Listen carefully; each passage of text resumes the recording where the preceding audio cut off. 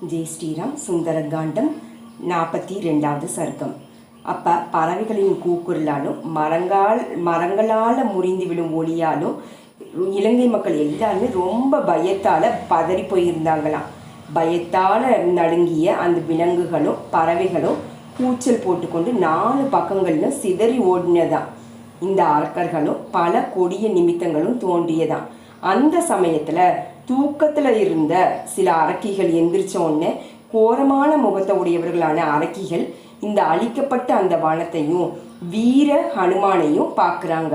அவங்கள பார்த்த உடனும் பெருந்தோழரும் செயல் வல்லவரும் மகாபலம் பொருந்தியவரமான அவர் அரக்கிகள் அஞ்சும்படியான பேருருவம் எடுத்துக்கொண்டார் ஹனுமான்.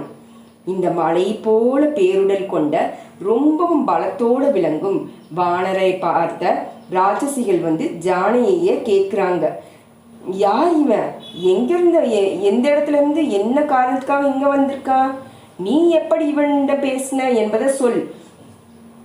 சீதா தேவியை பார்த்து அந்த அரக்கிகள் கேட்க ஆரம்பிக்கிறாங்க. நீ பயப்பட வேண்டாம், மங்களமானவளே, உன்னுடன் இவன் என்ன பேசினா என்பதை எங்களுக்கு சொல்லுன்னு அந்த அரக்கிகள் எல்லாம் மாதா சீதா தேவிட்ட கேட்குறாங்க.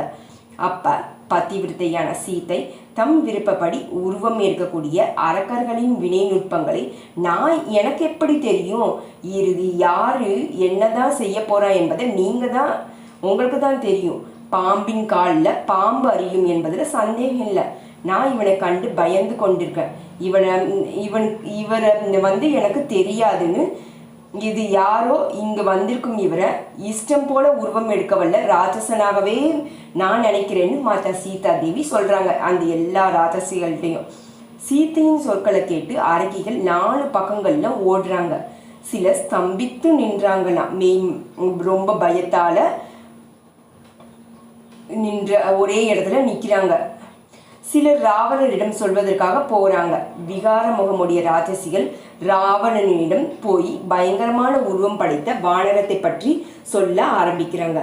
மன்னா, பேருடனும் எல்லையில்லா ஆற்றலும் கொண்ட ஒரு குரங்கு சீத்தையுடன் பேசிட்டு அசோகவனத்துல நின்று கொண்டிருக்குது.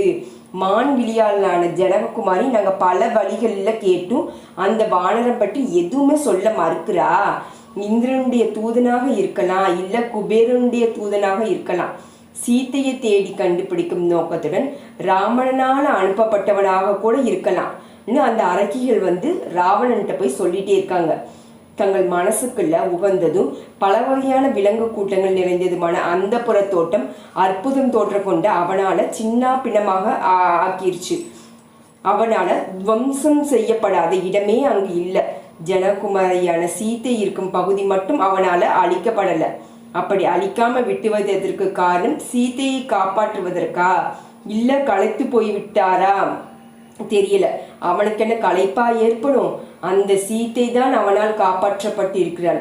சீத்தைக்கு ஆபத்து ஏற்படக்கூடாது என்பதற்காகவே அவள் இருந்த இடத்தில் பக்கம் போகல.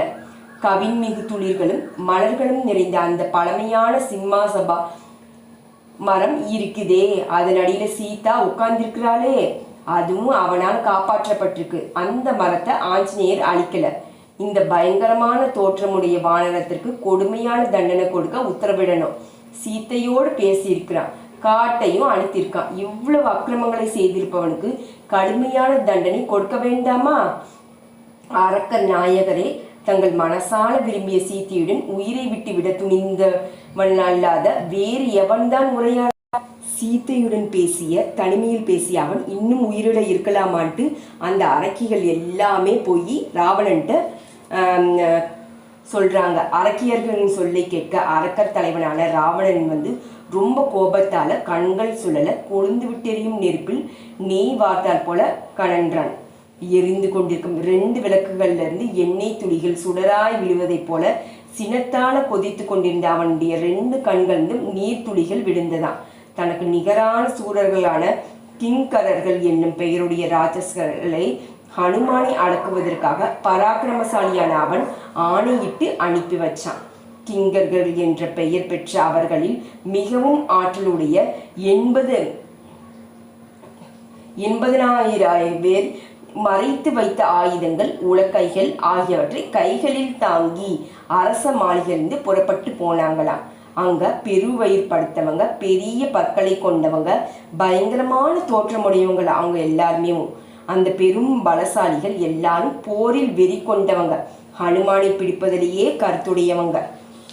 நுழைவாயில்ல உட்கார்ந்திருந்த அந்த குரங்கை நெருங்கி ரொம்ப வேகமா நெருப்பில் விழும் வீட்டிற் பூச்சிகளை போல பயந்து விழுந்தாங்களாம். அவங்க வகை வகையான கதைகளாலும் தங்கப்பிடி உடைய இரும்பு தடிகளாலும் சூரியனை போல பிரகாசிக்கும் பானங்களாலும் ஒரே நேரத்துல வானோரத்தமரை தாக்கினாங்க. அதாவது ஹனுமான தாக்க ஆரம்பிச்சிட்டாங்க. இந்த உலக்கைகளாலும் வாட்சிகளாலும் சூலங்களாலும் ஹனுமானை கட்டுப்படுத்தி சற்றென அவர் எதிரில் நின்றாங்க.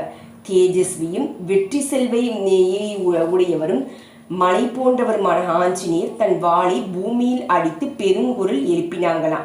வாயுவின் மைந்தரனான ஹனுமான் ரொம்ப பெரிய வடிவம் எடுத்துக்கொண்டு இலங்கை நகரமே பேரொளியால நிரம்பும்படியாக அச்சமில்லாம சிங்கநாதம் செய்தாங்க ஹனுமான்.